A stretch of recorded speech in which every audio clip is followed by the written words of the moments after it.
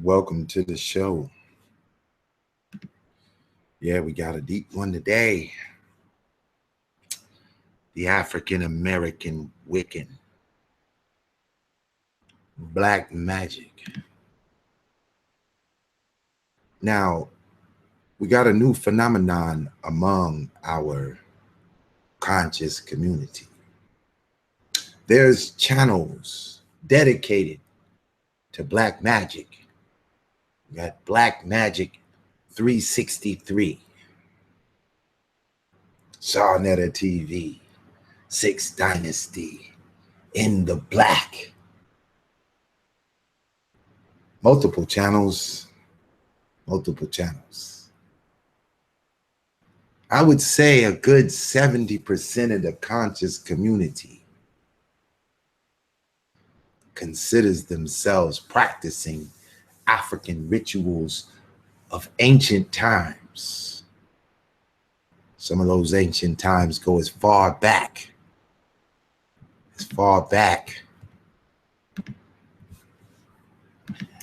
as ancient Africa.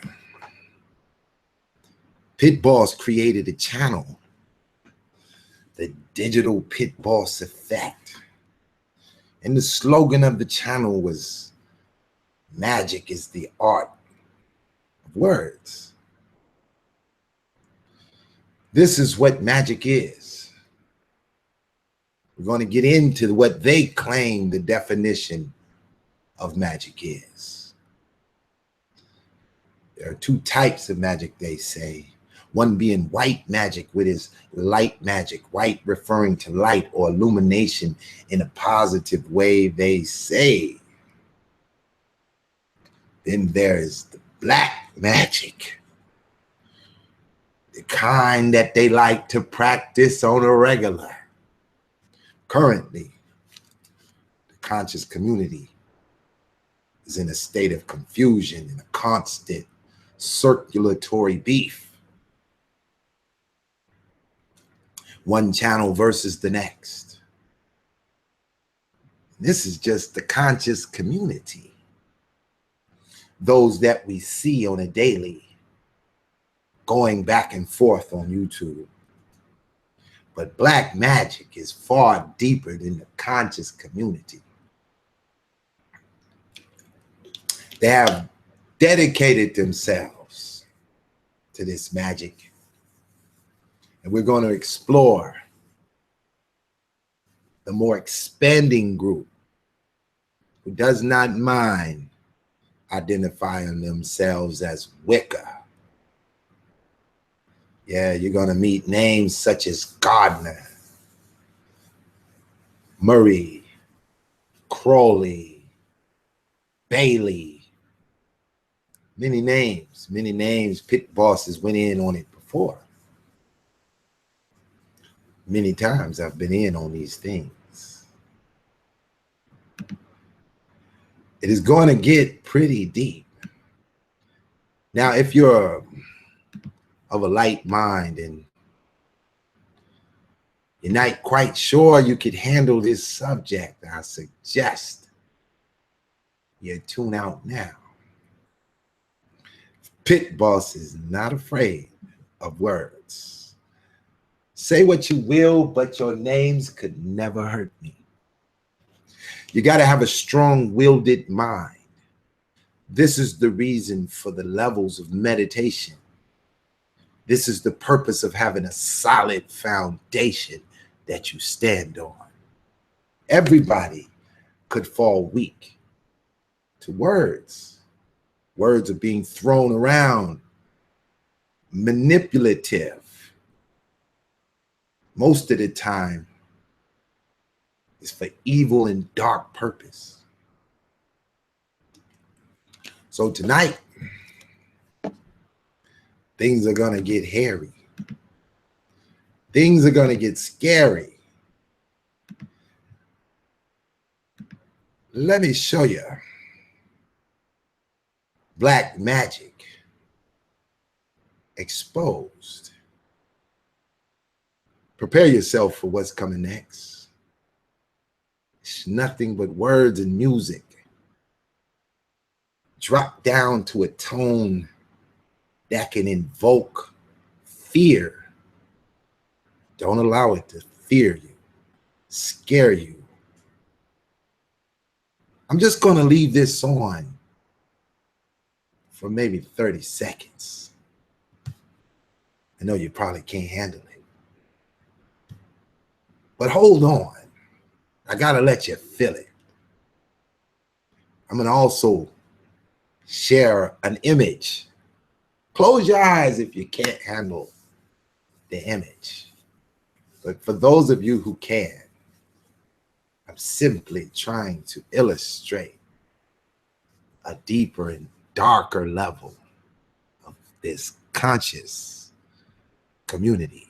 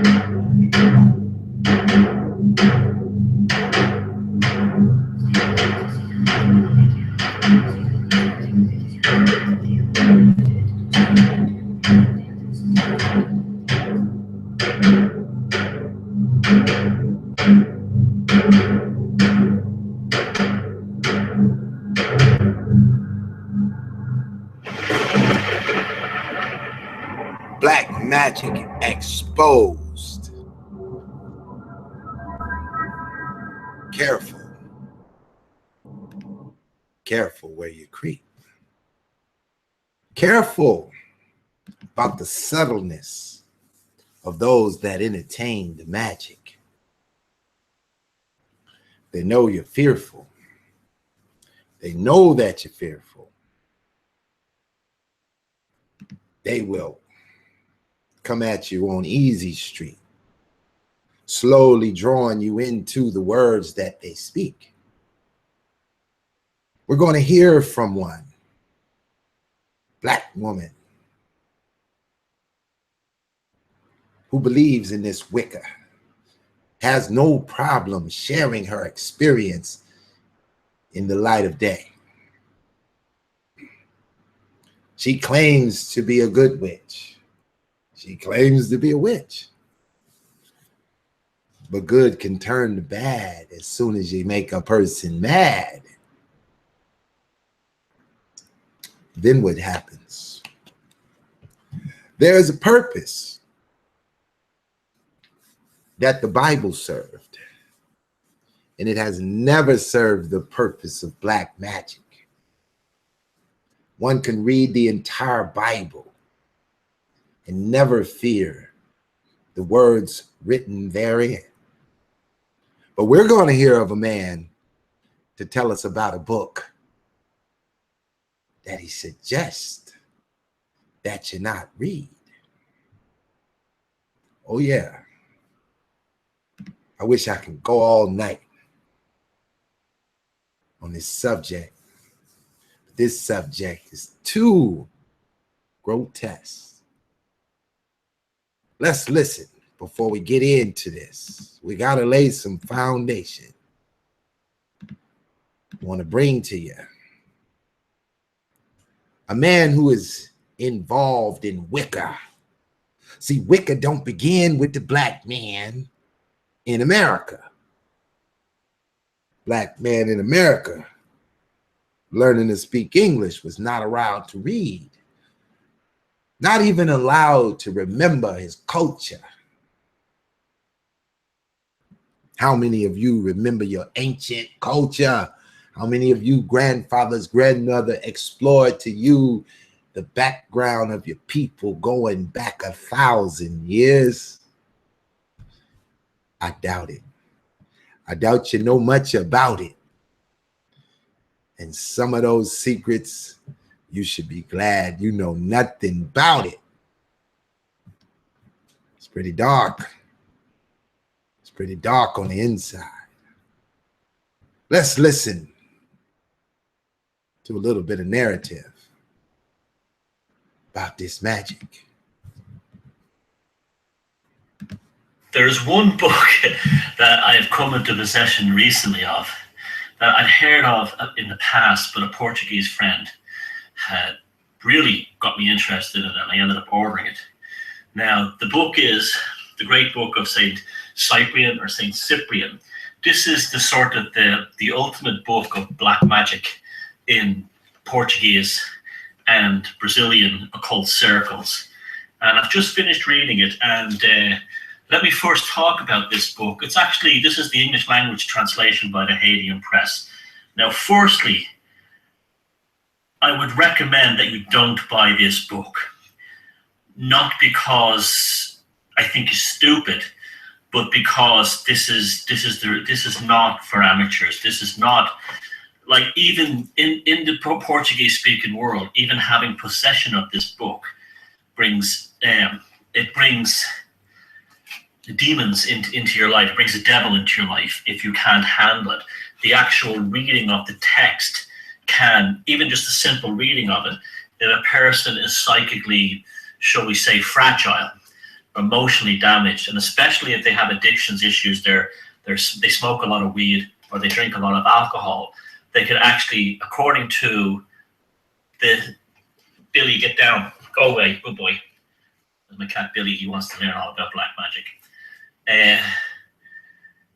The text itself is rather interesting. It invoked, well, Saint Cyprian or Saint Cyprian was basically an Antioch, and he was murdered along with Justina, along with that was when during the Crusades, and he was beheaded. He was beheaded, and basically for writing this grimoire to the devil. Now, when I first started reading it, I was like, well, I've read much deeper books than this on the topic, and that they have been much more, shall we say, intense. This was first of all, it's a Christian orientated text, in the sense that, I know this is going to sound strange to people, but by invoking the power of Christian angels and Christian archetypes, because they're so powerfully structured with the Western psychic tradition, that they can be used to charge other entities into this reality. It's sort of like a bait and switch idea of the occult, of ritual magic. Now, immediately when I started reading this book, it was almost like one of these synchronistic moments. Saint Cyprian directly comes along and tells you that magic comes from the Druids. And I was like, I leaped when I read that, because my upcoming book will be about the Druids described from a magical point of view, as the Druids were not only, in my belief, the ground zero of both the Western European magic tradition, but also quite possibly the Western idea of Christianity and religion in general. And boom, let's stop it right there. See, this is the slick play that the conscious community makes. That the Christianity of today is the white man's religion. You heard the gentleman speaking. He's focused on the Druids, the necromancers of the European nations, and their influence into Christianity in the Western world. And so these black magicians of today seize on that opportunity to take aim at the Bible. It is not a coincidence that the majority of those that practice Wicca, both in disguise and in the open, and going by other names, have a disdain for the Bible, because the Bible is anti-Wicca. anti-Wicca. So let's get down into a little groundwork. Let me show you a quick picture. A quick picture that you'll definitely understand. Let me share this screen as we get into this guy. This guy, his name is Gerald Gardner. He first introduced Wicca in 1950s, somewhat around the year of 1954. But his information was somewhat plagiarized by Wiccans before. But he made it popular. Now imagine the white side of America operating their occultic Wicca system and the emergence of the Kemetic information on the black side.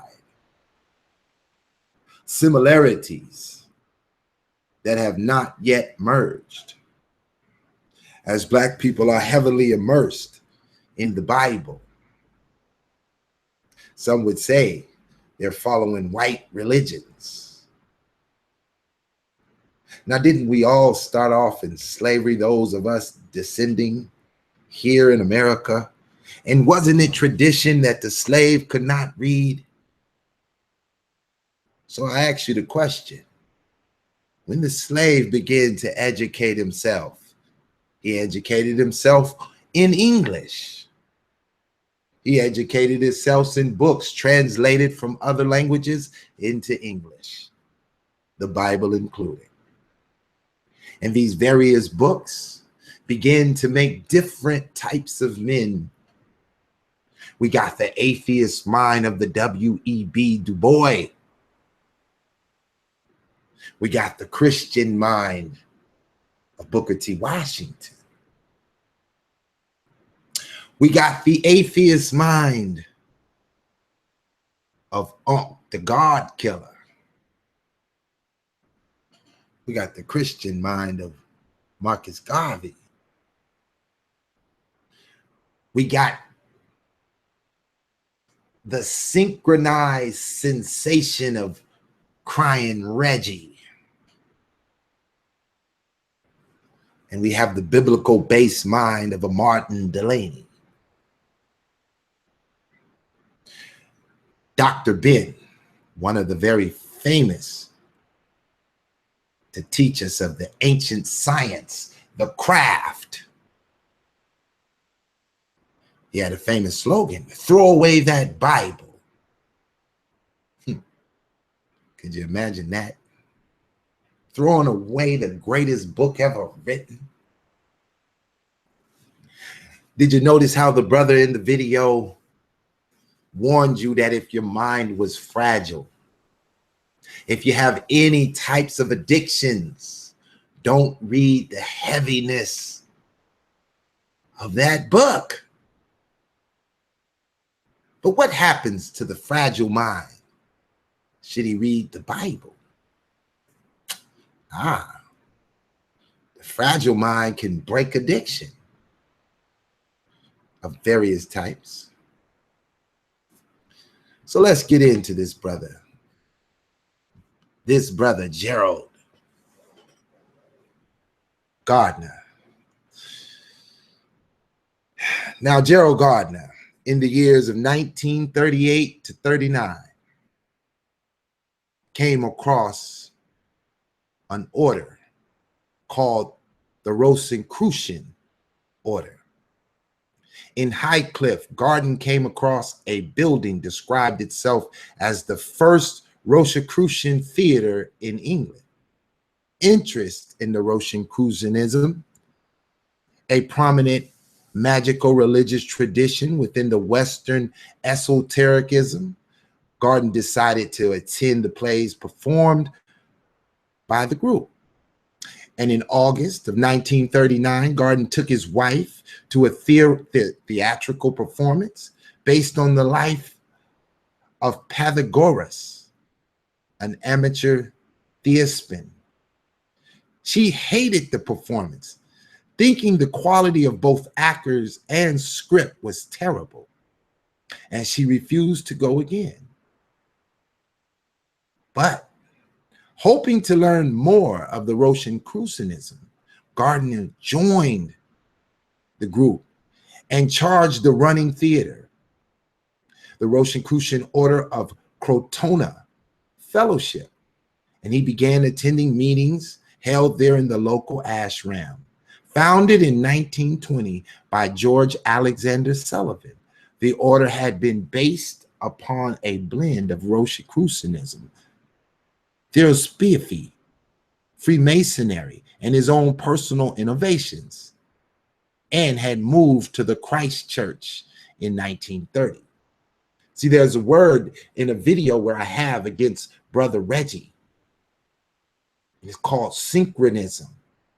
This is the style of the PhDs that are falling into the rhetoric of this comedic reconstruction, coming out of the minds of the Ashwaquazis and the Phil Valentines and the Dilbert Blairs and the various orders that have come before us in this so-called conscious movement.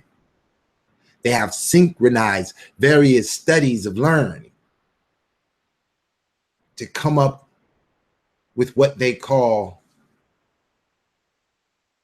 the comedic order, this new age reconstruction of an old time thing. But there are others besides them, as they tend not to identify themselves with Wicca. They do not like the likes of Aleister Crowley, Madame Blavatsky, Ayn Rand, and oh yeah, Margaret Murray. You probably haven't heard the name Margaret Murray. Well, in 1921 to about 1935, Margaret Murray, her interest was in folklore, and it led her to develop an interest in the witch trials of the early modern Europe. And in 1917, she published a paper in Folklore, the Journal of Folklore Society, in which she first articulated her version of the witch cult theory, arguing that witches persecuted in European history were actually followers of a definite religion with beliefs, rituals, and organizations as highly developed as that of any cult in Vienna. She followed this with the papers on the subject in the journal Mans of the Scottish Historical Review. She articulated these views more fully in her 1921 book, The Witch Cult in the Western Europe, published by an Oxford University Press after receiving a positive peer review by Henry Balfour, in which she received both criticism and support on publications. Many reviews in academic journals were crucial, the historian claiming that she had distorted a misinterpretation of contemporary records that she was using. The book was nonetheless influential. Now, Miss Murray was into the witch cult, the Maltas, the Monarcha. She had no problem identifying herself with her folklore witchcraft. This is before the era of the comedic reconstruction, a newly formed ideology among the Black socialites. But it's very interesting that these individuals were highly influenced as socialists. They were definitely into socialism in regards to religion, in regards to social life, in regards to economics. There was a lot going on. So now we take you a little further into black magic. Now we incorporate the modern day mind, who through evolution of these individuals we have spoke of, the Aleister Crowleys, the Anne Rands, the Alice Baileys, those doing it from the turn of 1900 all the way to 1950, before the emergence of the blackface involved in this craft. You often hear Sarah Sutanseti say that he's a member of the craft. Now, they like to say that they're a member of an ancient Kemetic order, but we have not the man who has given you the information of the order. The order, over several thousands of years, traveling throughout time and space, has gotten in the hands of the white man. And the white man, being a master of studying information, has elevated himself to a supreme level over the financial aspect of human life around the world. There's not another group in economics and power more powerful than the white man who operates his black magic openly, elevating various names into society and into history that we have come to know well. So I invite you to listen to the modern African-American Wiccan. She's not like this conscious community. She doesn't even hide the fact. Lovely lady, tell us about black magic. And you say, I'm a white witch, I'm a healer, I'm a light worker. Those are labels. But if you do a spell for abundance and you're asking for things and you're trying to manifest things for selfish and personal reasons, that is not what you would call a light worker magic. This is selfish magic. And all selfish magic that benefits the self would be labeled, if you were going to label it, black magic, or selfish magic, or instead of being the regular pentacle or pentagram with the star pointed up, because that means it's going towards spirit and manifesting and ascending your manifestation up into, the all, to come back to humanity as a whole. It would be an inverted pentagram, which would be pointing down, which means you are receiving something from what you have manifested from spirit, from goddess, whoever you are asking or petitioning, or dark matter or dark energy, whatever. You are receiving because it's pointing down to you, to humanity. So if you're asking for anything, you are practicing what they call black magic. Okay? Even if you claim to be a Wiccan, a light worker, a healer, or this and that, if you have asked for anything to be given to you, you are practicing black magic if you are going to label it. Now, most witches understand that you have to have a balance. And if I say I just use magic when I need it for what I need it for, just like money, if I have to buy something from the store, yes, I'm going to use that money. If I have to give to charity or someone in need, I'm going to give them that money. But doesn't make the money evil or good. It's my choice. Okay, so when you label yourself, you have to be careful, because if you're labeling yourself something and you're doing the opposite, what's going to happen to you is you're going to become confused. Your subconscious mind is going to work against you because you have been labeling yourself this, but your acts say the opposite. So you're going to start receiving things that you are not, too thrilled about, because you cannot be in opposition of yourself or your higher self and label yourself something that which you are not. Okay? This is why a lot of people's magic doesn't work. This is why a lot of people have bad luck.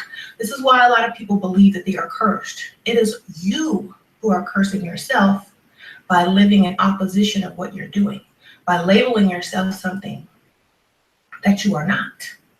This is why most Christians, a lot of Christians are poor and always begging and, trying to convert other people to their misery. Now, I'm not trying to harp on Christians, but this is why all religions try to convert you to them.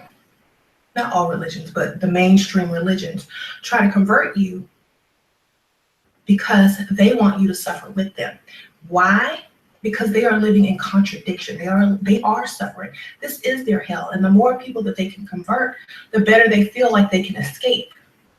Like, I've done my job, now let me go. Basically, the most religious people in this world live the opposite of what their religion teaches. And we all know that, okay? But still, they try to convert you to it. And it's the same with magic. If you're a light worker, you're trying to convert a darker or black magic witches to work with the light, and it's going to be so much better. But the honest truth is, just by you telling them that they need to do this and that is your own selfish reason to gain one for your religion or team. It's a selfish reason, okay? So most people who really think they're on the right path and they sit there and judge other people and say, ooh, good, bad, evil, they're living in opposition of what they really are supposed to be representing, okay? A true white, light working practitioner of magic only does magic to benefit humankind, the spirit of man. They don't do it for any gain. If you have gained something, you have delved into what they call black magic. Now, boom. Let's stop it right there. Now, she has a popular channel.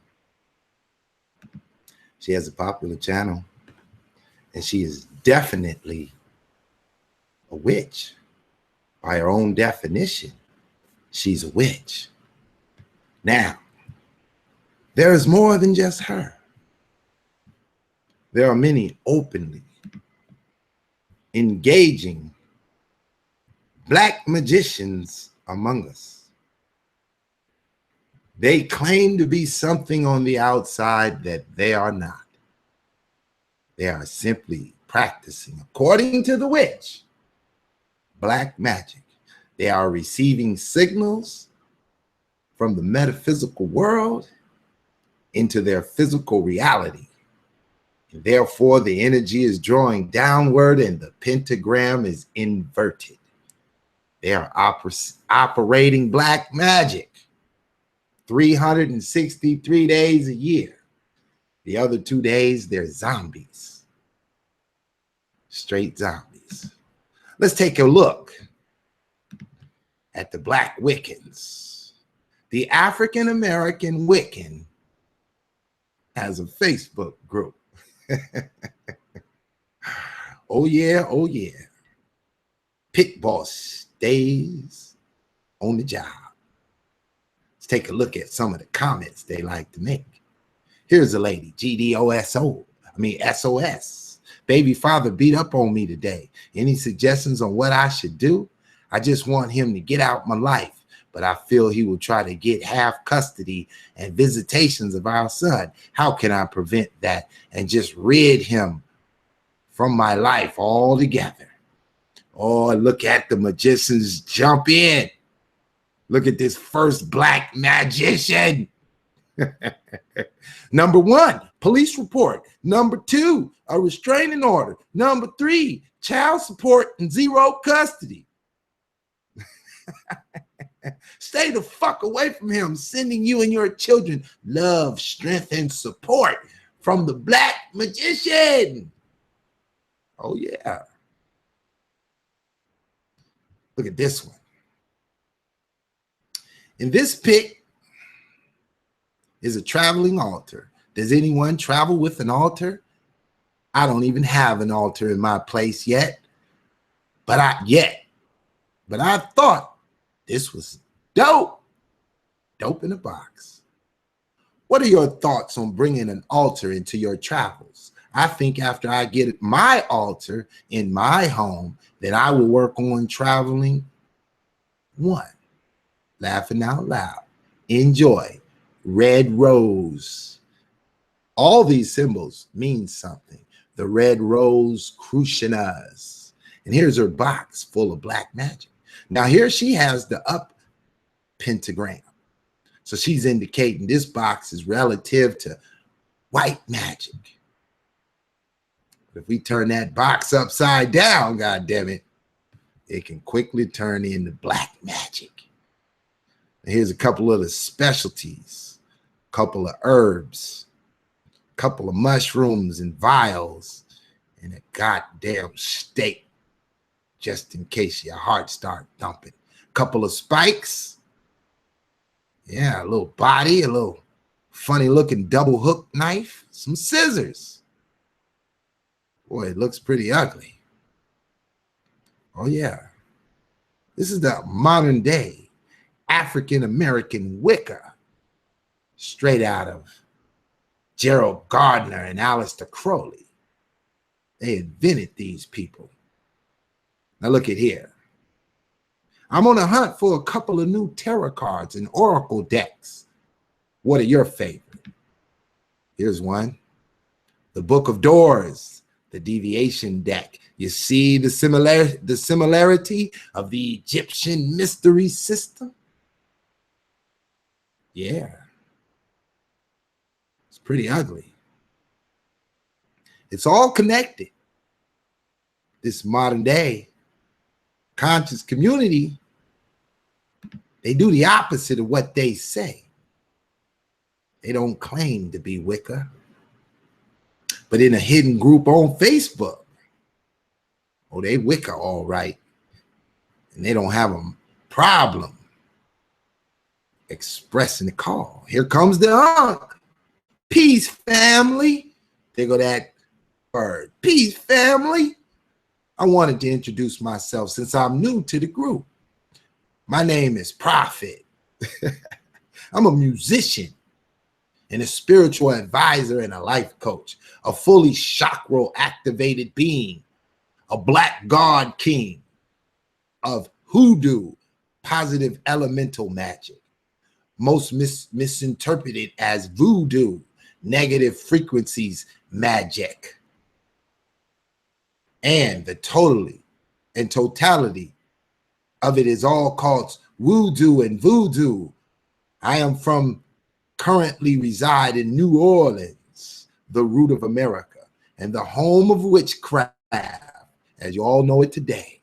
I currently, let's open it up, teach others how to become fully chakra activated beings. The classes can be taken over the phone and are totally free.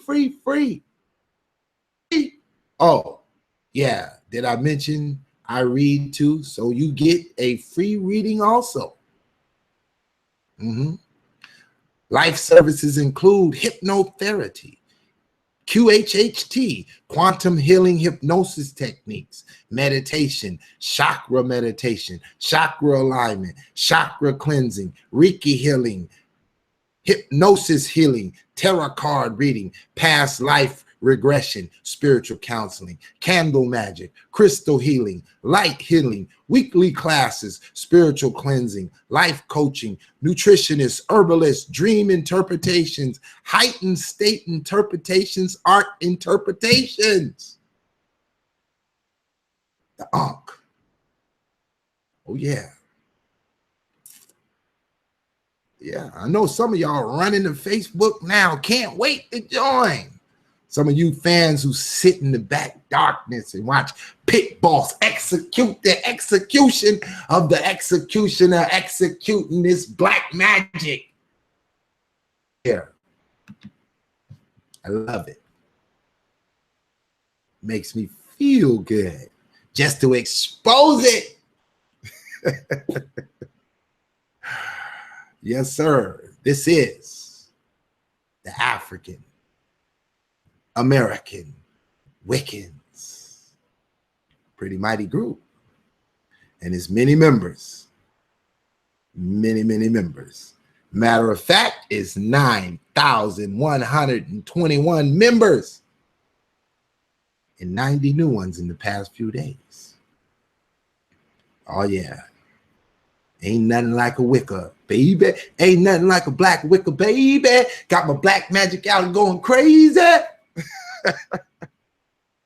They get busy in the black magic. The story gets deeper. The story gets much deeper. There's a book. There is a book of the Wicca, and it's called the Book of Shadows. A Book of Shadows is a book containing religious texts and instructions for magical rituals found within the neo-pagan religion of Wicca, originating in the Gardnerian tradition of the craft. The first Book of Shadows was created by the pioneering Wicca Gerald Gardner sometime in the late 40s and in the early 50s, in which he utilized first his bracket wood coven, and then in another coven, which he founded in the following decades. The Book of Shadows is also used by other Wiccan traditions, such as the Alexandrianism and Mosheanism, and with the rise of the book teaching people how to become following Wiccas in the 1970s onward, the idea of the Book of Shadows was then further propagated amongst solitarian practitioners unconnected to earlier traditions.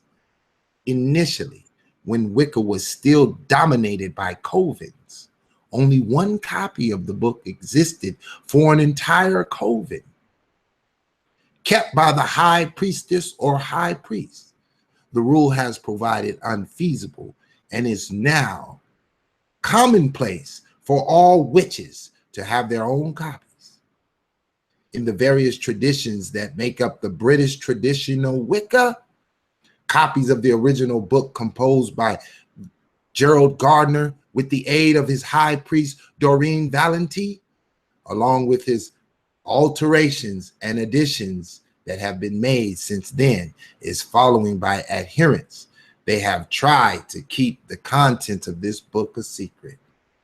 Although it has been published on a number of occasions by figures such as Charles Cardell, Lady Sheba, and Jedit, and Stuart Farrar, in other Wiccan traditions and amongst a number of solitary practitioners, alternative versions of the book have been written and are independent of Gardner's original.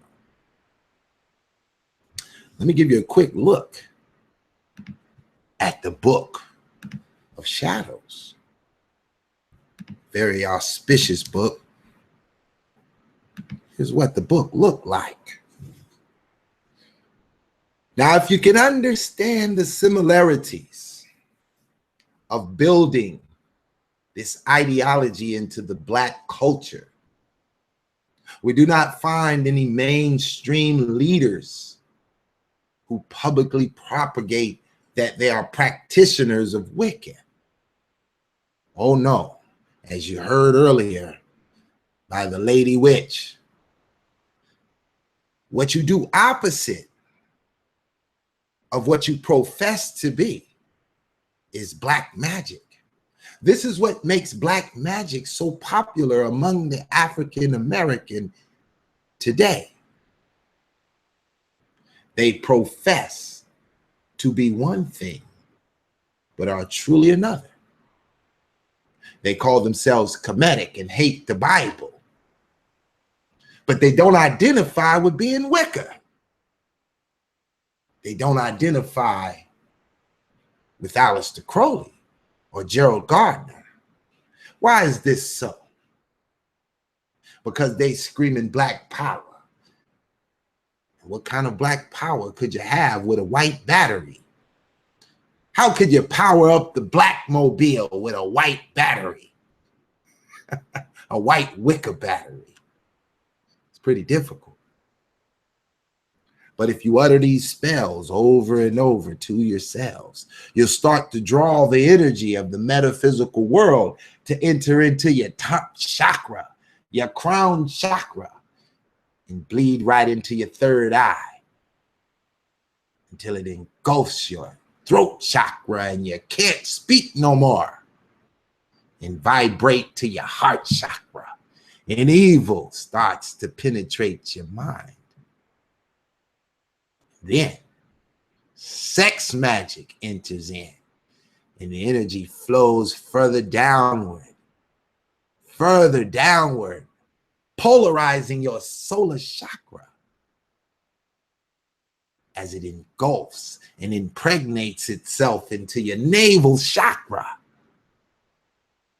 getting down to the fruiter and the tutor, knee deep to the rooter chakra. And you have become a full-fledged practitioner of Aleister Crowley, remixed in blackface by Dr. Ben,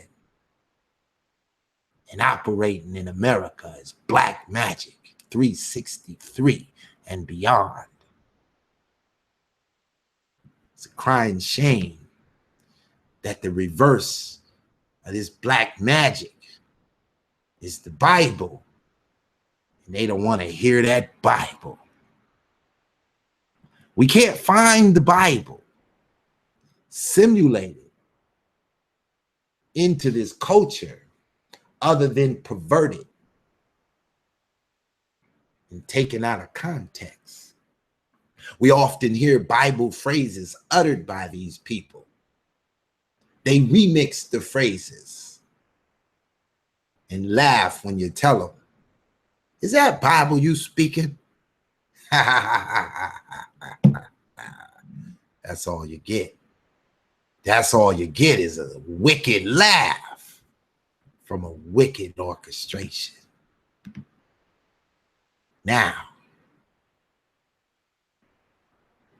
they like to identify with the ancient Kemetics. They don't like to identify with the Kemetics in their last stages, that Coptic era.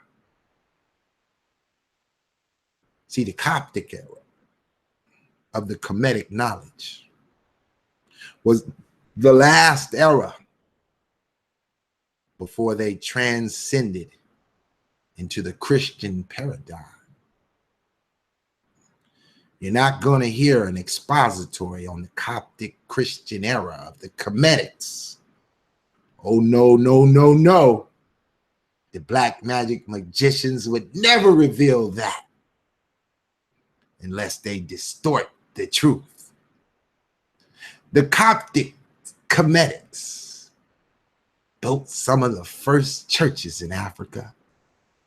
The Red Monastery for Upper Egypt, the White Monastery for Lower Egypt, appreciating some of their heritage. Oh yeah. They also in connection with the Ethiopians of the Kushite Empire, the wonderful world of the Kushite Empire, had a catastrophic transformation into the Christos, into the upper levels of meditation, so profound that it changed the landscape. It took those practicing black magic and converted them to Christianity, that good old Southern gospel. It's a shame what they're doing, but we're going to explore it even more. Now I'm going to stop this show short. And if you appreciated it so far, we happily thank you for your donations and your considerations. Share the video. Popularize this term, African American Wiccans. We're going to invite them in. We're going to explore modern day cults, living and operating that old cult tradition of black magic, reinstituted, reconfigured to be closer to nature. It's amazing what you find when you take a look. I would just like to tell you, be careful who your friends are, and make sure that they understand you're walking in the light.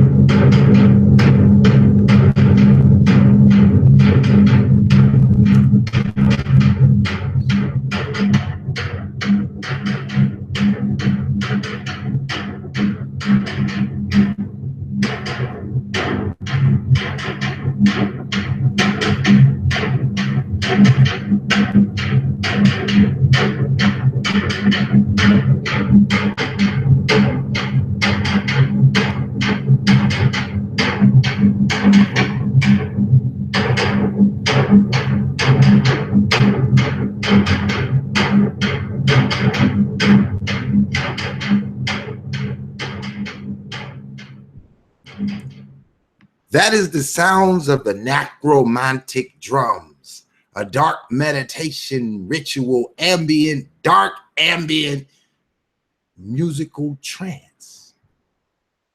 Black magic is simply the art of words.